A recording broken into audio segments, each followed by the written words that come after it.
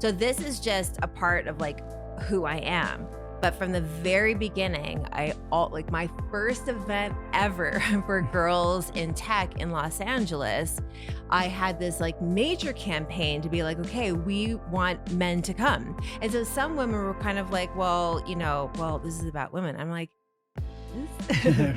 but the goals that women want to achieve, it's not in a vacuum. Welcome back to another week of the Thinking Project, everybody. Of course, it's your host, Dalton Jensen. And make sure that if you're watching this on YouTube, you hit the subscribe button, or if you're listening on Spotify or Apple or wherever you consume your podcast, that you hit that follow button, because it helps me out a ton. So with all that being said, I had the amazing pleasure of interviewing Robyn Cohen today, who's the owner of the W Collective, and she's the co-founder of Utah's 40 over 40. And we had an amazing conversation about male allyship. We had an amazing conversation about all things business and how to succeed, especially for women. I learned a lot in this episode, and I think you will too. Make sure that if sales or business development is something that you're really taking seriously right now, I have my mastermind group and my Discord group where we chat about college football, where we also chat about growing businesses and connecting with each other. So if that's something that interests you, all those links are down in the description below. But otherwise, have a great Tuesday, have a great week, enjoy this episode, and thank you so much for listening.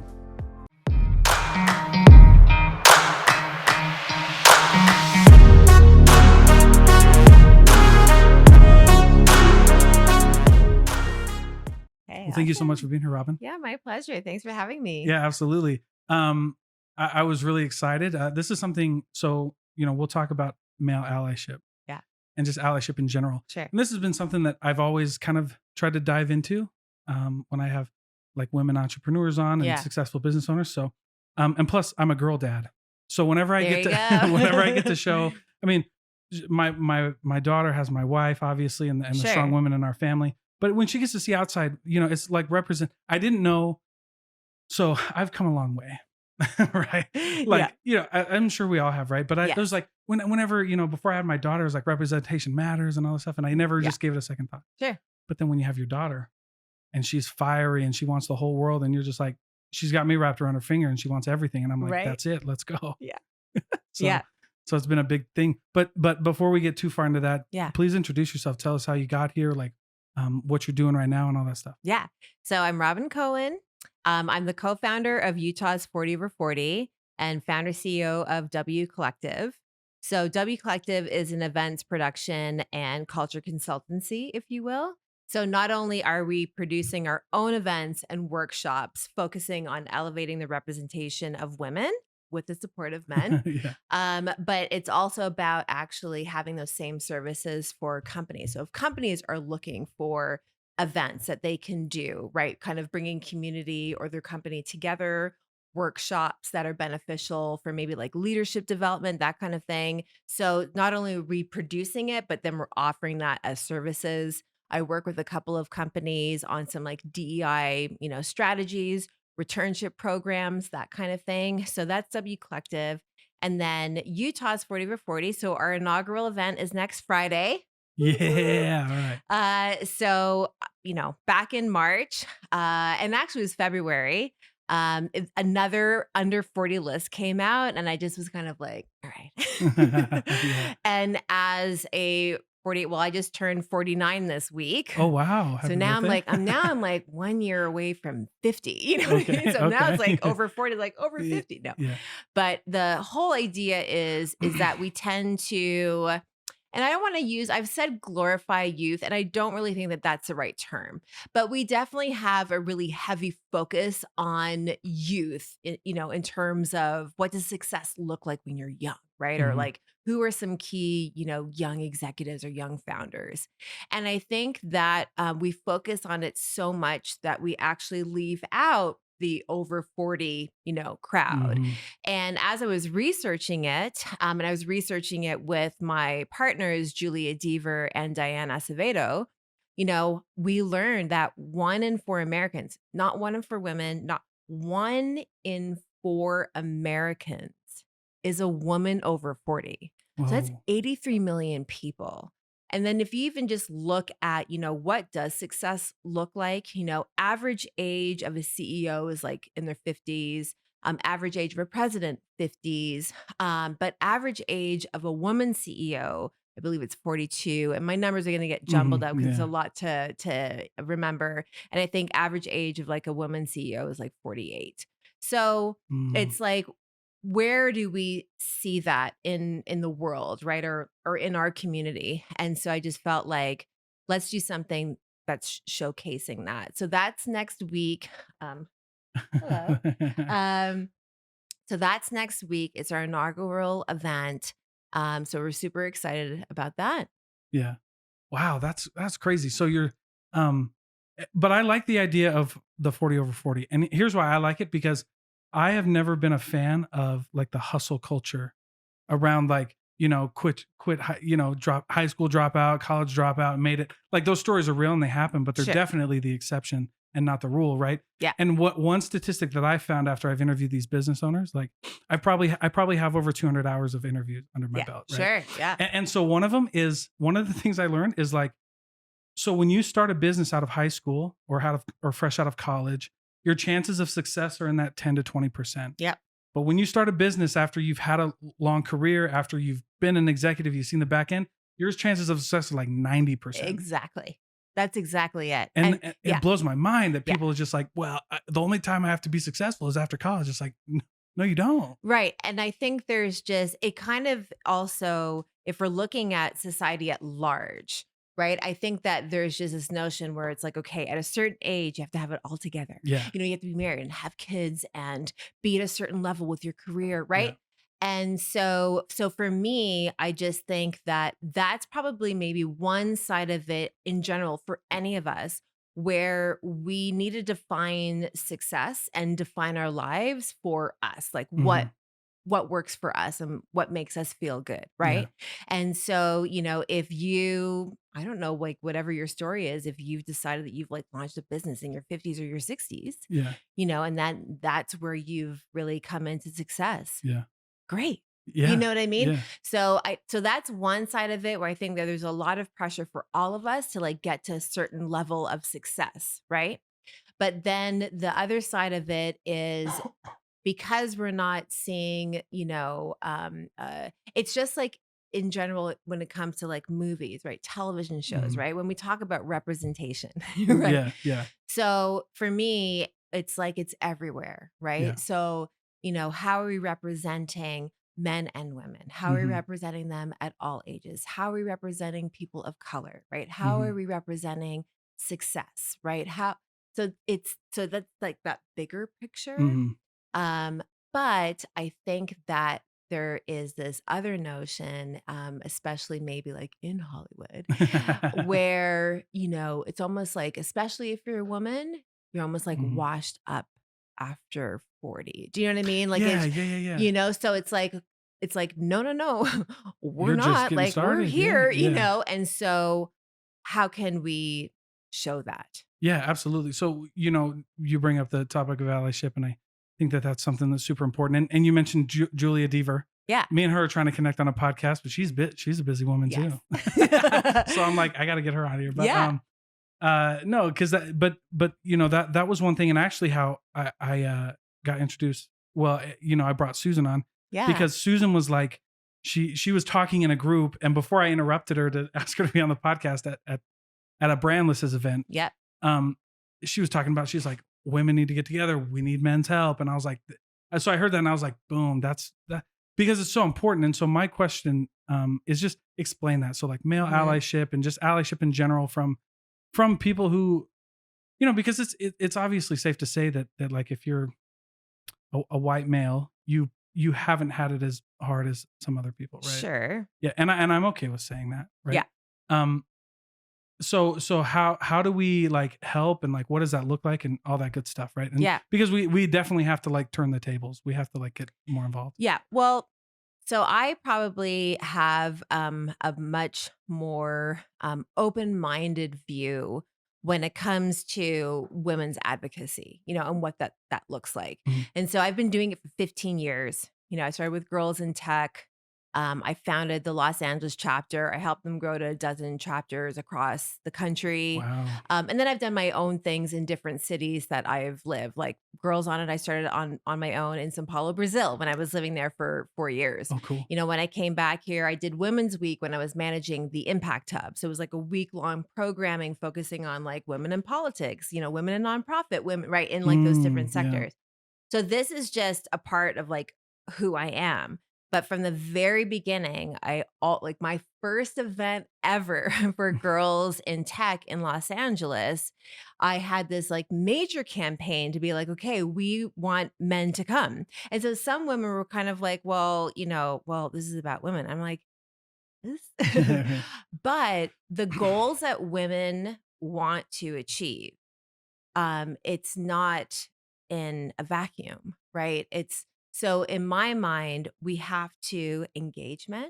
We have to educate them and understand all these different issues that are affecting us because in some instances, it's affecting them as well because it could be affecting their family. It Hmm. could be affecting anything like their household income, right? Like where that your wife maybe has an opportunity to like make more money, but because of gender pay gaps and all Yeah. of that. So I think that the reason why it's so important to me and I'm so passionate about it is because I think that not all, but some Yeah. women's groups kind of feel like this is about us, so we've got to do it on our own. And Yeah. so I'm not of that thinking. My thinking is every time I have an event, I want either my moderator or a panelist to be a man.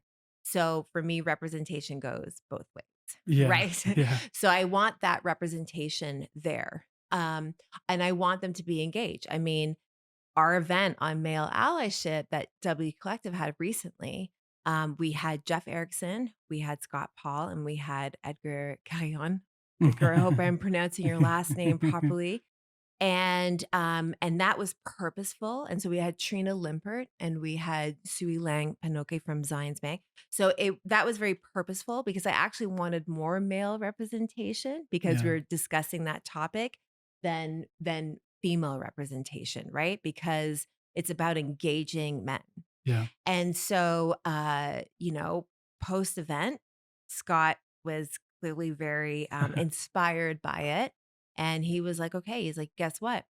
If you reach out to me, because 99% of the time, a man is reaching out to him on LinkedIn to be like, hey, I'd love to meet you. I'd love to pitch my business, Yeah. whatever that looks like. And Yeah. so he said, well, next time you have to bring a woman. And, I think that it was a very interesting reaction, but I want to say Yeah. a good 80%, 85, not 90% of Yeah. the reaction and the commentary was very positive. Yeah. And the whole thing is that he just wants to be able um, to actually show that male allyship, right? Yeah. So if he can, if a man that wants to meet him for whatever reason can bring maybe his co-founder is a woman, Yeah. right? Maybe he knows of a woman that started a business that's looking for funding, right? Yeah. Maybe they want a job. Maybe, Scott's looking for a woman to be on the board for one of his, Yeah. company. Companies. Do you know what I mean? Yeah. So that's like where that comes in. And so allyship, and in particularly male allyship, is really the understanding that, as men, we want to get them involved, we want to engage them, we want to educate them, and we want them to be mentors. We want them to be sponsors. We want them to, a lot of the times there's these like either memes or images of like women pulling up women. I don't know if Hmm. if you've ever Yeah. kind of seen Yeah. I've those seen a few of them. images. Yeah. So for me, I'm like, there should be men in there too. Yeah. Helping everybody. Yes. Yeah. So that's what it is, for me. And I wanted to reference that, event and some of like the Hmm. post-event stuff that happened um, because I feel that maybe some men feel pushed out or, you know what I mean, not a Yeah. part of that. And I think that there's a lot of stuff that's been happening in the world over the last few years that, like the Me Too movement and all of that. And don't get me wrong, those are all so important that we hear those stories Hmm. and that we, provide support and resources for what that means. But I don't like the idea of men being the enemy. Yeah. Right? Right. We're looking at a system, right? And so our societal system is a patriarchal system, right? That was created Hmm. that just happens to have benefited men better. Hmm. And as women came into the workforce, and now we're like, what, 50% of the workforce, right? Yeah. Like, Yeah. so what we need to try to do now is switch things up, right? Hmm. So that we can accompany them better in the workforce, in companies, in societies. Yeah. So that's why I think like male allyship is important, because we can help to come together and create that. Yeah. I mean, a lot to unpack, but I agree with everything that you said. I I know that think, was very like long-winded, but I but no, wanted it's to great really though. touch Yeah. upon all like the key aspects of it. I think what I'm curious about, because I remember the post of Scott. I thought it was admirable. When I've researched allyship, I did some of that. I did some more in preparation for this interview. Yeah. But it's something I always want to learn about. And one of the big things for allyship is like to see other men standing up, like it creates that kind of momentum, Yes. right? Which I mean, and the crazy thing with me is I saw the post too, and I saw some people's backlash, and I was like, it's his company. Like, what's funny is like the double standard that some of these people Yeah. have, where it's like, this is America, we can do whatever we want. Well, yeah, that's what Scott's doing, right? Yes. That's how he wants to run his business. Yeah. And I think, first of all, I think it's great. And second of all, even if you disagree with it, you can't disagree with the fact that like that's his business and that's how he Yeah. wants to run it. Yeah. And he's only, and by the way, I think both of those things can be true at the same time. You know what I'm saying? Sure. I think that he can do whatever he wants, but also he's doing a great thing. Yeah. And to have like women's perspective in any situation is obviously like a good thing. Like, I don't understand why people like, cause Yeah. for me, I get what you're saying. Like, I think it's just a very like, because, and I thought you put it very well with like the system, like not individuals, right? Because there's a lot of men out there, like myself included, like who just want to see people win. Like that's why I made I was kind of doing the same thing. And the only thing I didn't do right was publish that I was trying to put more women on my podcast. Right. You know what I mean? But I do. I try. I'm like, Right. because I don't want to have just a bunch of dudes. Well, you're trying to be intentional Yeah, about yeah. it, right? And so that's what Scott's doing. Scott now is trying to be more intentional Yeah. with what he's doing. And I'm like, that's great. That's what we need. So Yeah. he was inspired too. Imagine how many other men he might Yeah. inspire, where they might sit back and be like, okay, what do my meetings look like? Yeah. Right? Like, what does my board look like? Like, whatever that does for you to take a step back and be like, okay, what can I do? I'm like, Yeah. I'm all for it. Yeah.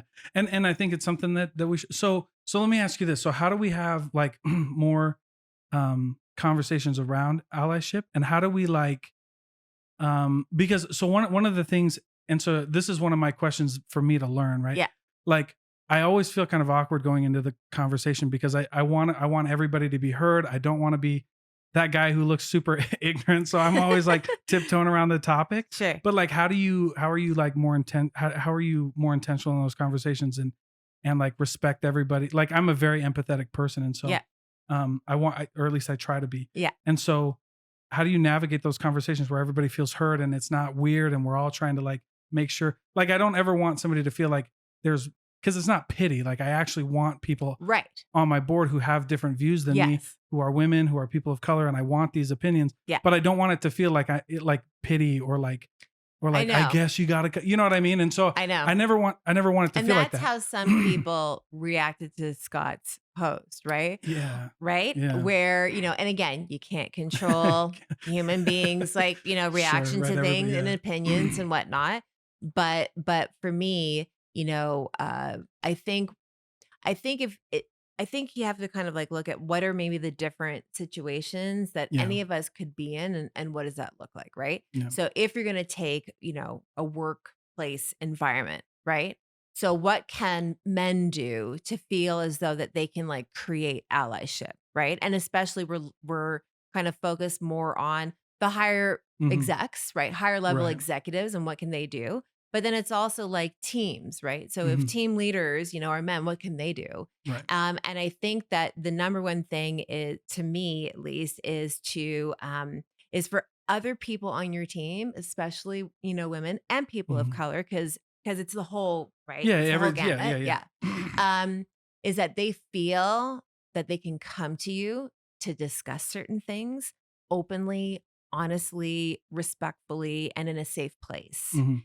That to me, I think is number one. Because when you feel that you can't share something Yeah. that's bothering you about how you feel in your workplace, that's the problem, like, off of the bat, Yeah, is that yeah. so like women want to be able to feel that they can go to whoever their leader is, because it could be like men or women, but if it happens to be a man, and to maybe share what their experience is, or you know uh how they can maybe like negotiate their salary better, or Mhm. how they can receive like a promotion, or whatever that looks like. Yeah. I think it starts there, is just on both sides. One, that you feel comfortable going to have like a crucial conversation, Yeah. which is not always easy. And then two, that the leader allows for that to happen. Yeah. Because it can be scary. I mean, I know how I've felt in certain situations, and I'm not a shy person, Yeah, yeah, yeah. at all. So I can only imagine if someone is more shy or introvert and something's bothering them, and you feel that you can't go and express that, that's rough. That's like a rough Mhm. feeling, because then you feel that you're in like a hostile environment. And I have felt that, and I've been in hostile environments. I know Mhm. what that feels like.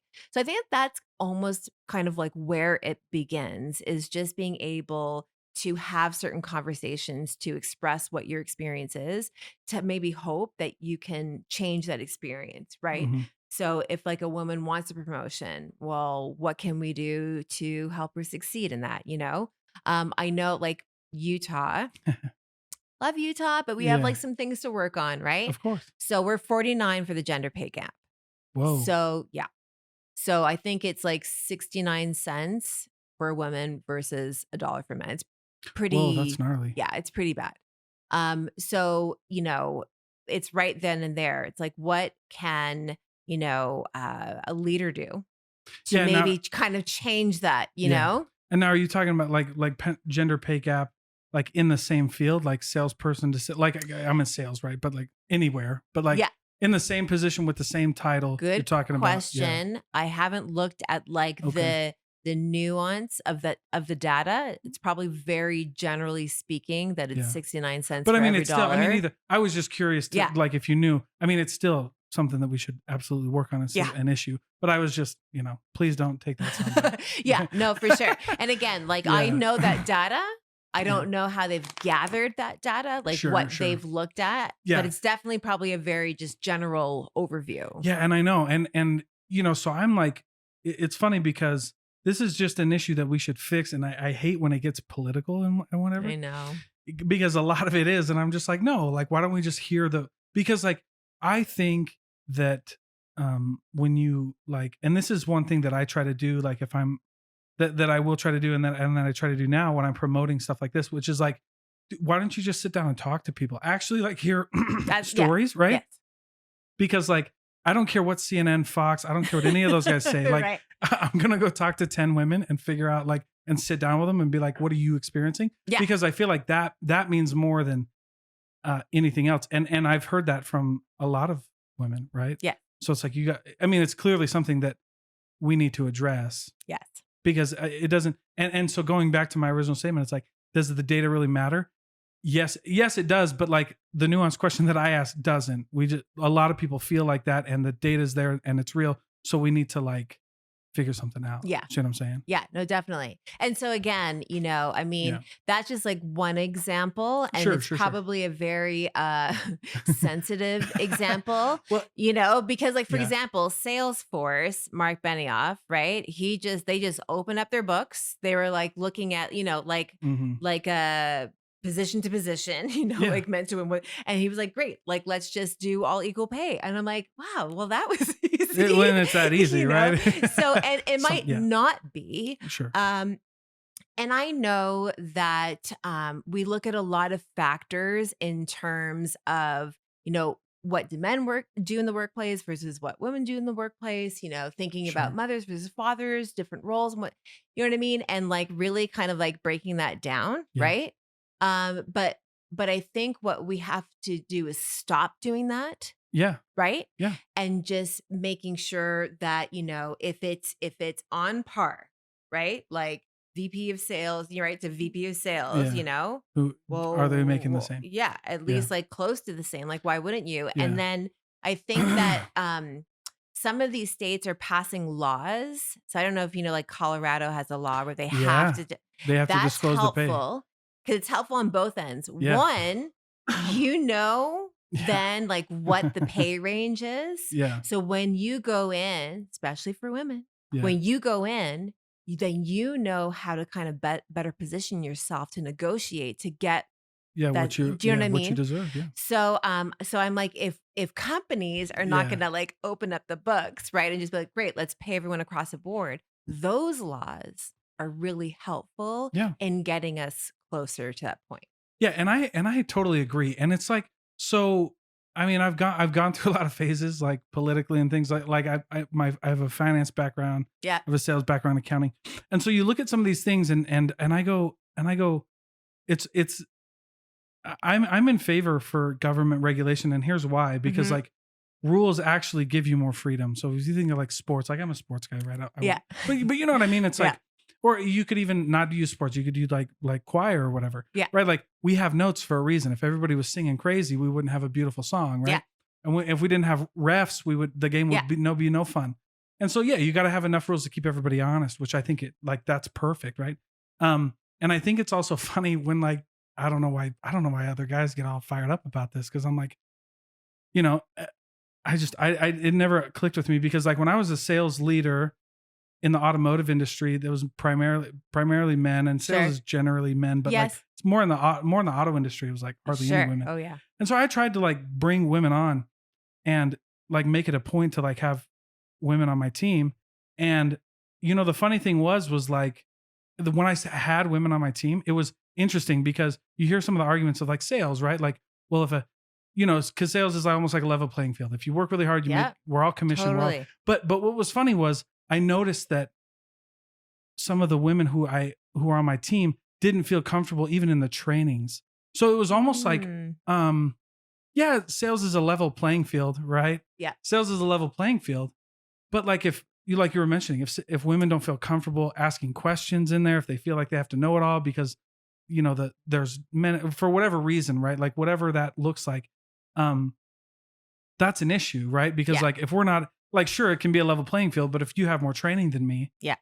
you know what I mean? Or if you feel Sure. more comfortable asking things in a training, or if you feel more comfortable, like, or if you don't feel comfortable coming to it, like you were saying, coming to a leader for help or something, Yeah. that's really detrimental. And if Yes. that's what and for me in sales, like that's what it looked like for a lot of women. So we had to make sure that like nobody, well, and let's be honest, like some of the dudes I was dealing with were not that smart anyway. You know what I mean? So Yeah. there was no reason to feel intimidated, Yeah. but they were, and that's the Yeah. point, right? So Yeah. it was just funny because that's the stuff you kind of got to deal with, right? Because it's not necessarily a level playing field if people don't feel like they have the opportunity to learn. Well, and this is a great point because part of the workshops that I'm doing under W Collective Yeah.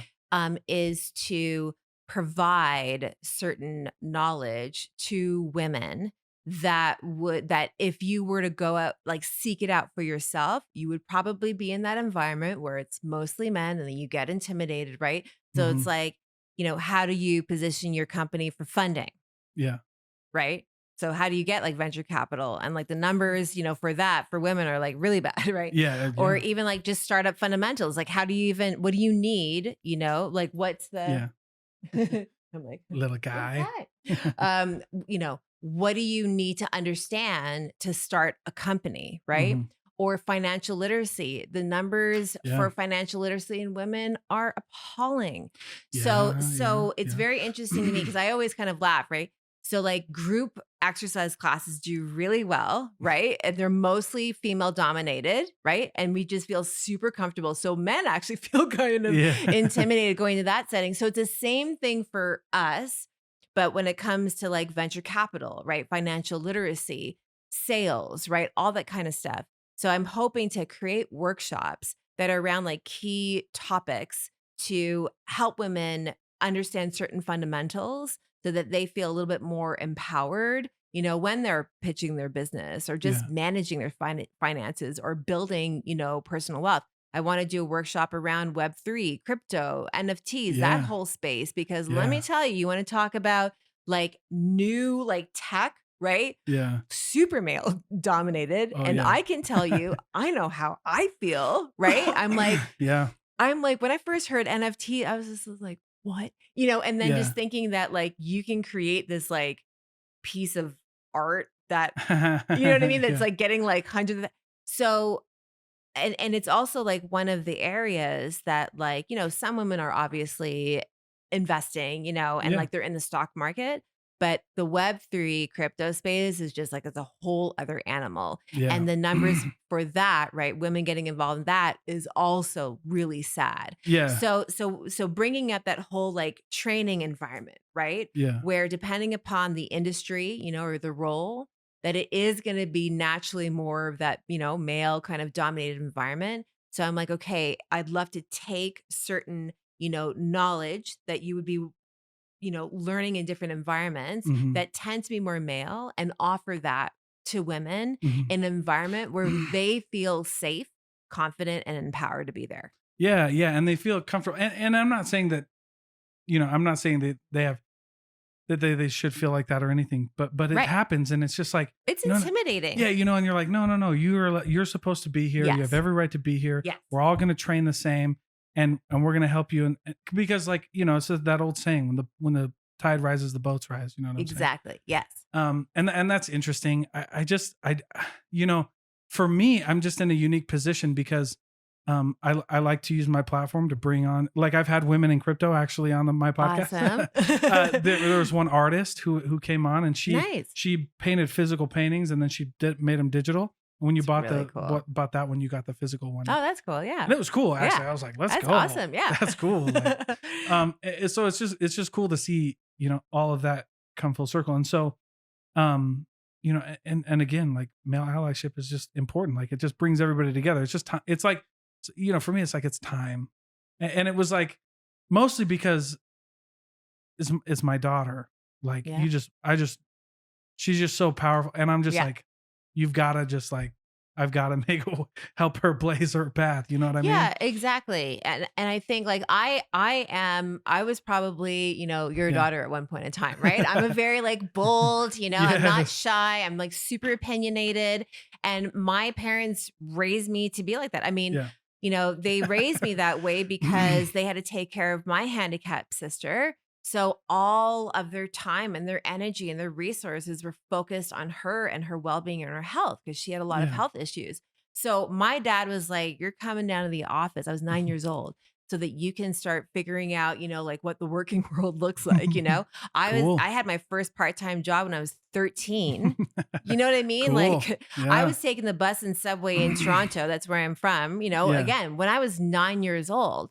So imagine that you have parents raising you that you're going to be like self-sufficient, you're going to be independent, right? You're Yeah. going to like understand the value of a dollar. Yeah. And then you get to an environment where someone's like, no, you're too much. You're too much. Like as a woman, we're going to put you, Oh, over yeah. here. Yeah. And I just was like, I don't want to be over there. Like, Yeah. I want to be, bold, and I want to be confident. And I want to be able to, express myself. I want to, honestly, just be myself, Yeah. Just be you. Yeah. And so, yeah, how can we continue to make women feel that way or bring them into feeling that way, in society, in places of work, right? But looking at the next generation, what can we do so that we are allowing them to be Mhm. their bold selves? Yeah. And I think it's this idea. And by the way, I loved interviewing Sydney Tetro. I'm sure. Because she checked me in the interview. I was doing my research. Yeah. As I normally do. Yeah. And I come across the article where it says largest round of VC funding by a female CEO. Yeah. Right. And so we're on the interview. I ask her, I go, how do you feel about that? She goes, well, what do you mean? And I go, well, shouldn't it just say like largest? Because not only was it one of the largest female, but it was one of the largest in general. Period. Right. 118 million is I know. That's Wild. crazy. Yeah. Right. And so I was like, because it's not just, and she's like, no. It had to be there because people need to see that like females can raise that much money. Yeah. And I was like, phew, you got me on that one. I got goosebumps. I was like, yeah, you're absolutely right. Yeah. Because people need to see like you can do that. Yeah. Right? Well, and let me take it a step further. So we have recently learned from, Scott's LinkedIn post, and like, I think it was like 300 comments and like, yeah, the one that he did. Yeah. 700 engagement. At one point in time, I think he had like 55,000, like 60,000 views. It was just wild. Anyways, it was a good one. Yeah. one woman reached out to him and said, you shouldn't say female, you should say woman. And it was interesting because they were saying that, when you talk about the female, Sure. it could be an animal, it could Oh, be. okay.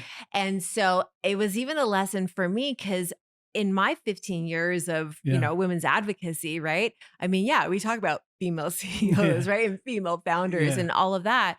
And so she's like, no, you should always address it, as woman CEO or woman CEO. entrepreneur. And I just was like, all right, check. Yeah. Deal. So that was really interesting, Yeah, right? deal. So I'm bringing that up because I heard you Yeah. say female. I'm like, you know what? I want to just share that because that was Boom. actually I would have never actually thought about that. And I'm a woman, right? But also to that point, like with Sid Tetro, a lot of the things that I read is like, well, when are we going to get to the point where it's not like a woman CEO raised, that it's like Sid Tetro of Brandless raised, and that we're not necessarily marking Right, like the boxing. fact Yeah. like it's a woman. Like, Now, yeah. the flip side of that is that it is important because it's important for other women to see what is possible. Yeah. So kind of zeroing in and shining a light on like the fact that she is a woman, CEO is important. But yeah, it would be nice to, get to a point where it's less about the fact that, it's a woman doing whatever, raising whatever money, more just about the fact that it's a company that is led by this certain, individual raising that kind of money. Yeah, no, and so I was kind of in both camps, but and so I love that, by the way. So women CEO deal. I know. I'm But like, you take just note. but you just learn. Like I don't. Everybody's got this ego, and you might. Yes. But if you can't like let that go, and you can't be empathetic, and you can't just like Yeah. be willing to learn, like you're not going to get anywhere. So like in sales, the big thing that I teach. So like my company is Empathetic Selling Solutions. Okay. Yeah. And one of my things is like, the reason empathy is so important in sales and in conversations is because the only objection that can kill a deal is the one you don't know about. Yes. Right. And so like people have to feel comfortable with you to tell you what they're really feeling, because once you can get to that point, you can actually make progress. And whether that's a sale at the end or it's not. Yeah. Right. But you got to know, and you want people to be real with you. Yeah. And so, yeah, you just have empathy. And if somebody, I like when she did that to me, I was like, yep. And when you just did it now, I'm like, cool. Yeah. You just like, I had another time when I was interviewing a nonprofit organization to help the unsheltered. They said, I was saying homeless, and they were like, no, unsheltered. Okay. And I go, okay. That's a new one for me. I just go, and some people are like, oh, it's words. But I'm like, but like, listen. But it matters. But yeah, but like, if we want to engage with people. Yeah. You like empathy by definition is meeting people where they are. Totally. And if that's where they want to be met and we need to get progress, like we're worrying about things like that sometimes don't need to be worried about, like whether or not to 100%. say, just say it and let's move forward. And let's like, well, it's like we all want to be smarter, better humans.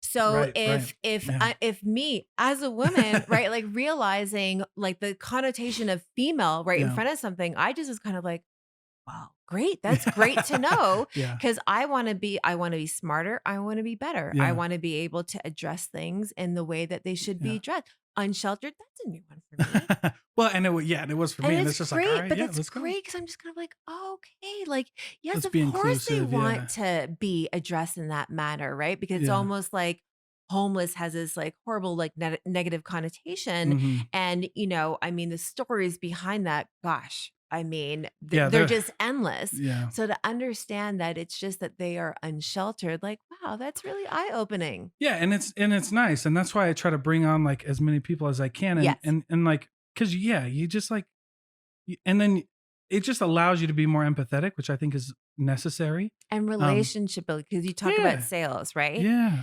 Sales at the end of the day is relationship building. Yeah. And who are you building relationships with?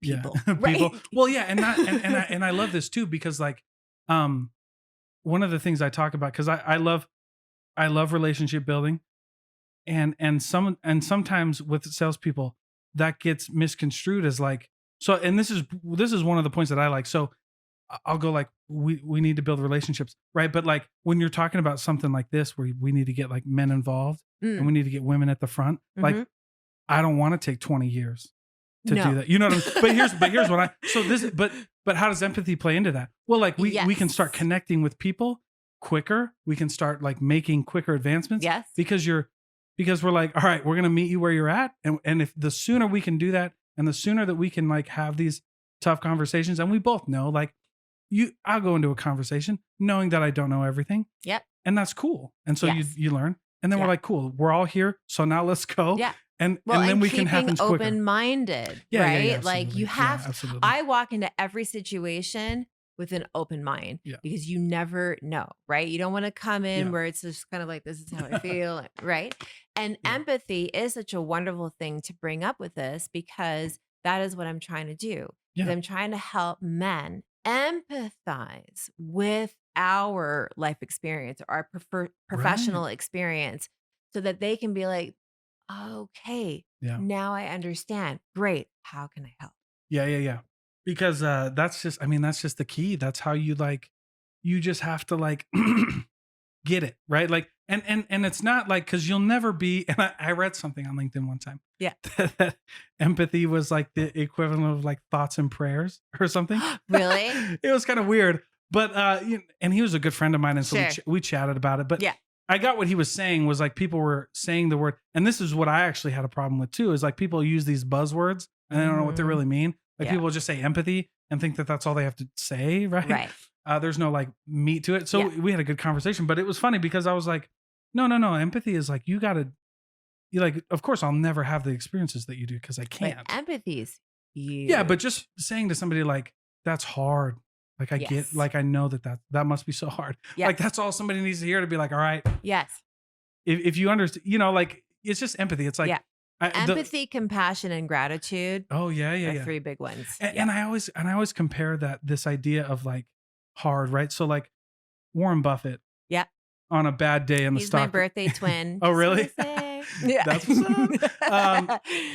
Warren Buffett on a bad day will lose more money on the stock market than I'll make in my entire life. Thank you. Right? You know what I'm saying? Yeah. You know what I'm saying? And so like, but that's a hard day for him. So, but that doesn't give me any right to say like, well, no, you can't say that it's hard. Right. Because like I'm over here, doing whatever. Yes. But it's like, no, you don't understand. Like that's hard for him. We have hard for us. And like, yes. Because it's all relative to the individual. Yeah. Exactly. So like I can imagine a really tough time for me, like when I've been scared or to say something, or I've been like, didn't feel qualified or anything like that. And that's terrible. Like it's a terrible feeling. And so if somebody comes up to you and they're like, I don't feel like I'm allowed to say anything, like, oh, dude, that's so hard. Like, well, then let's get you, you know what I mean? Well, then, hey, you got the floor, right? Yes. And we're all going to shut up and listen. Yeah. Again, you said it. It's like everyone's life journey is relative to themselves, and like, not to go off, topic too much, but like, Go ahead. but I've had like a 14-year journey of infertility. Okay. Pretty brutal. But a friend of mine had, I think it was maybe like 18 months, or 24 months where she was trying to get pregnant. And so if I didn't have empathy, if I didn't recognize that her journey is relative to her, right? Then I would almost kind of like brush it off and just be like, I'm like, 2 years, honey, like, please, you don't know, right? So when you open like yourself up, right, and you understand it's all relative to the individual, then you can empathize and realize that those 2 years for her are just as hard as my 14 years for me. Does that make sense? Yeah. So absolutely. in talking about Warren Buffett, like it's all relative to the individual. Right. And then you go but that allows Warren Buffett to be really, empathetic. And I think that's what it is. Like, I think that's what's real is the love that we can have for people. because those words also get interchanged. You know, you got like love, empathy, and charity that all get mixed up. Mhm. But it's the same idea. That's just like, yeah, Yes. let's just do this. Yes. So, I want to change gears a little bit because Yep. this question popped into my head, and I just wanted to ask it. But what are some of the biggest lessons that you've learned in business uh, that have always stuck out to you, that have always rung true with you? Okay. Good question. I would say crucial conversations with people is everything. Like communication is key. Trust is key. Respect is key. Like it's all a two-way street. Hmm. And so, and I know how, because again, I'm not shy, right? Hmm. But I know that most people would probably be really nervous to have certain conversations about whatever it is. Hmm. So for me, knowing that we can have crucial conversations about whatever, if we're running a business, whatever that looks like, right? Then that means that we're building relationships, right? Then we can better work with each other. So that's been probably one of my number one lesson is being able to, for me to have a crucial conversation with someone, for someone to have a crucial conversation with me, to get a little bit more vulnerable, Hmm. to kind of what else with that? To to be respected, right? To have a sense of trust. That's been a big thing for me. And I Hmm. have learned in the course of, my really long career in, many different industries and roles, that I know when I feel disrespected, or I feel when I can't go to someone about something, that's when you start to kind of like break down things. And I honestly feel that you start to function from a different place. And then you are just not performing, like this whole quiet quitting thing, which I really don't like that term. I just want to say, I'm like, who Yeah, came up with yeah, that term? yeah, It's like a yeah. TikTok term. I'm like, come on, TikTok. But Yeah. but it is a really good reference for this because people are not being able to probably have crucial, important conversations with their leaders or with their team members about how Right. they're feeling about stuff. They're overwhelmed, they're burning out, right? All of that stuff. So, this term of like quiet quitting means that you are Hmm. basically receding into the background and like you're doing your bare minimum to basically survive. Hmm. No one should be in that space. So, Yeah. communication, crucial conversations has been a big thing for me. What else? I'm trying to think like I over the love it. course Well, of, well, yeah, so crucial conversation. So, how do you teach people, women specifically, yeah, how to have those crucial conversations? Although I'm sure this is all over, but but for like women, yeah, because it's probably, I mean, I would imagine that it might be harder for them. Because like for me, um, I can definitely empathize with the fact that it's hard, yeah, because for me it's hard, and I have and I'm kind of like you. Like I'll walk into like a business and be like, look, I don't need to be here. Like I want to be here. So let's talk about it. yeah, Because if you don't like, because if this conversation goes the way that I think it might go, yeah, that's fine. I can leave. Like I yeah, know how to sell. So I yeah, just walk into another door. yeah. But if somebody doesn't have that, that would be terrifying. That would be really, like, if you feel like you had to be there and you couldn't talk, like, oh, that would suck. Yeah, That would and suck. well, one of my former bosses, Josh Aston, this is when I was working at Progression. He was adamant about having regular one-on-ones. Mhm. He wanted to make sure that it was always that you felt like you were walking into his office, that it was like a safe space, and that you could literally talk about whatever was on your mind and not feel that it was going to be used against you, that it was Mhm. going to jeopardize your job, right? Like all of that kind of stuff. That's huge. He Yeah. was the one that told me about the book Crucial Conversations for Oh. anyone that wants to read a new book out there. So he was Okay. one. Now, I've always been really comfortable like being open and honest and having hard conversations because I just think that like bottling stuff up and keeping it to yourself serves no purpose for anyone, Yeah, yeah, yeah. But as it was the first time that I actually worked with someone, and then my boss, male, I'm female, right? Where Mhm. he really encouraged that. And I just was kind of like, this is amazing. So, me as a woman, Mhm. right? I felt empowered. I felt confident. I felt safe to be able to discuss whatever it was. It could be a really, let's say like a key deadline, right, for a project. It could be some stupid little nitpicky drama, you know what I Yeah. mean? Like on the Yeah. team. I felt I could talk about it. And Yeah. it made for like everyone really being able to function, to be productive, to be transparent. Like it Yeah. was really vital. So that's been like a big thing for me in the course of my professional life. I'm trying to think of like another key thing. There's just so many. Yeah. um, I would say that, probably the next most important thing is just from like that operational logistical standpoint of Mhm. running a business. To me, like that is everything. Like Mhm. processes, right? Procedures, you know what I mean? Like holding people accountable, like all that Yeah. kind of stuff. That and to me, I think it's almost like a work in progress because you're always in like new environments or you have new employees, right? And you have Yeah. to almost be really flexible in onboarding people, right? And what does that look like, But yeah, from like that operational, logistical, like being hyper organized, scheduling, Yeah. and all of that, that has also been really important to me. And I think that sometimes you're born with it. Like sometimes you're Yeah. born just being that super, like organized person.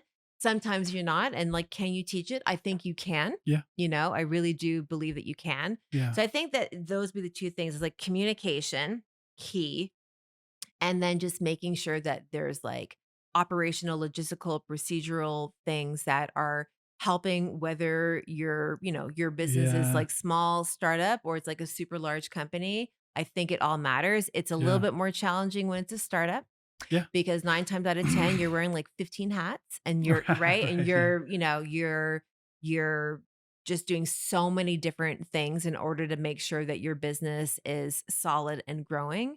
But I think that even from that standpoint, when it's like you're just kickstarting your business, like having certain processes, procedures, software, what like, Yeah. Monday.com, whatever that looks like Yeah. all those little type Well, of yeah. products really do matter. That may yeah, no, that's a great point. Like having well, and that's and if you're talking about and this is something that I learned, but like one of the main definitions between like an entrepreneur and a business owner is like entrepreneurs plan to sell. I mean, that's typically right. Like they have an exit plan. Business owners are like, I'm gonna stay in this, I'm gonna pass this down to my grandkids, stuff like that. Sure. But one of the things you have to do, whether you want to be like if you want longevity in your business or you want to sell in 5 years, you have to have You procedures. have to. People have to see that you have SOPs that are easily replicable.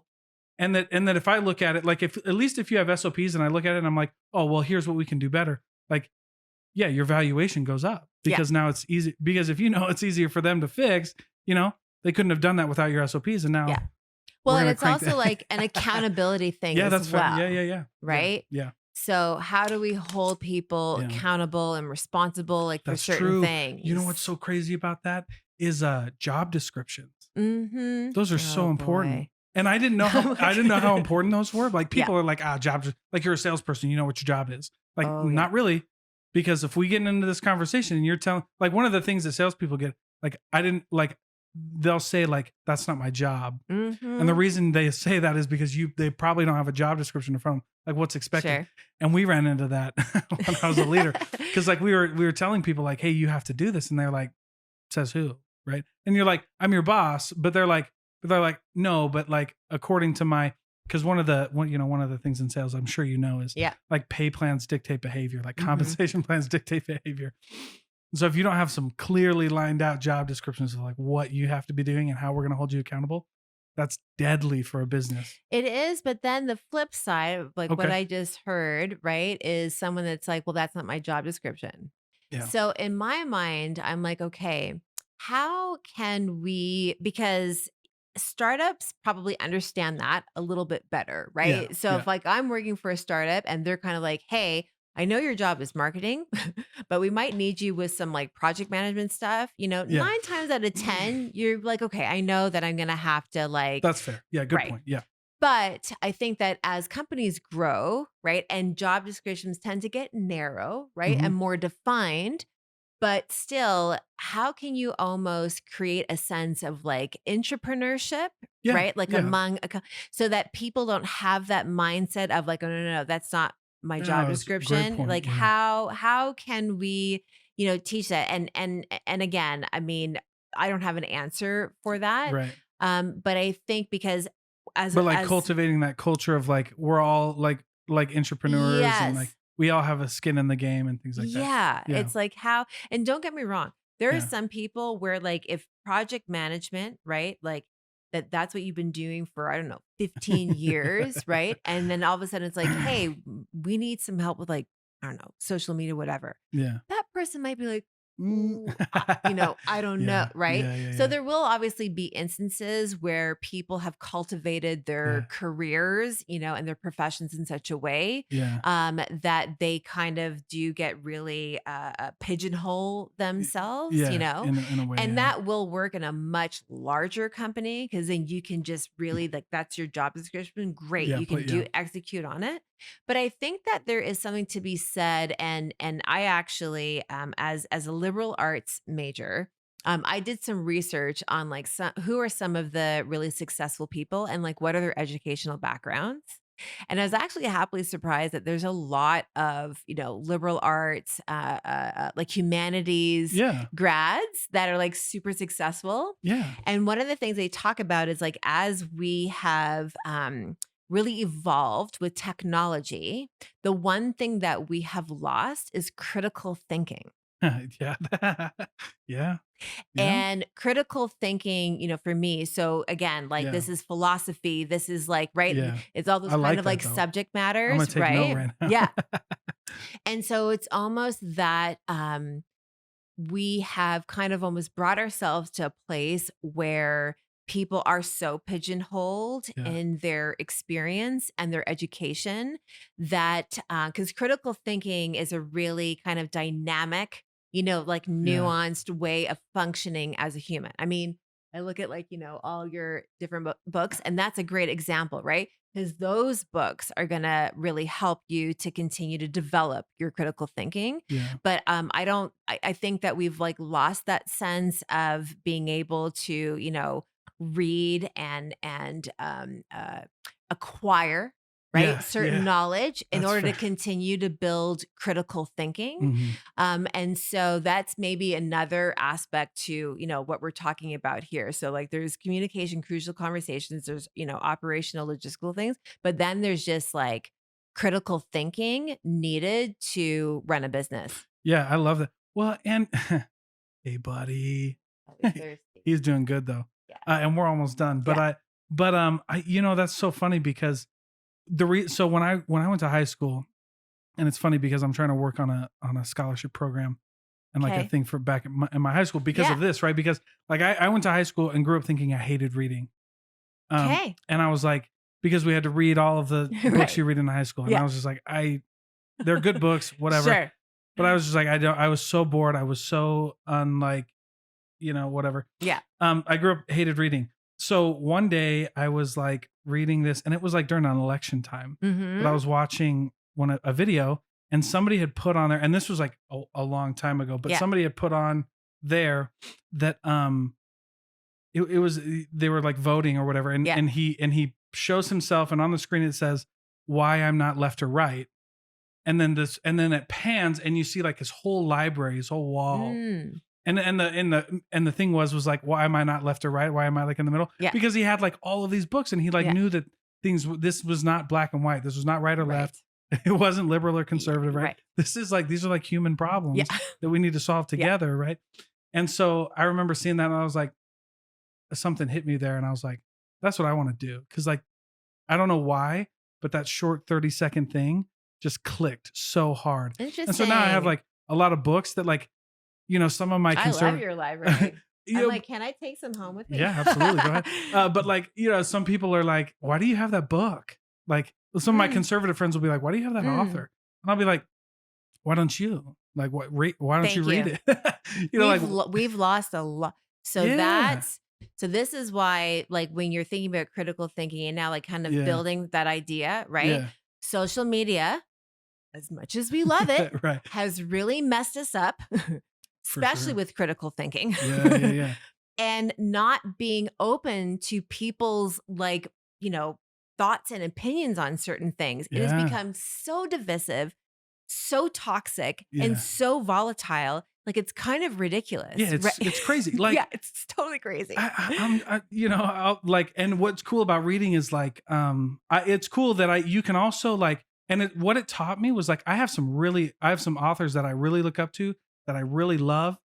Their books are amazing. I've read like their whole set, and then you see him like in real life, and you're like, I don't really like that person, but he's got really good ideas. Sure.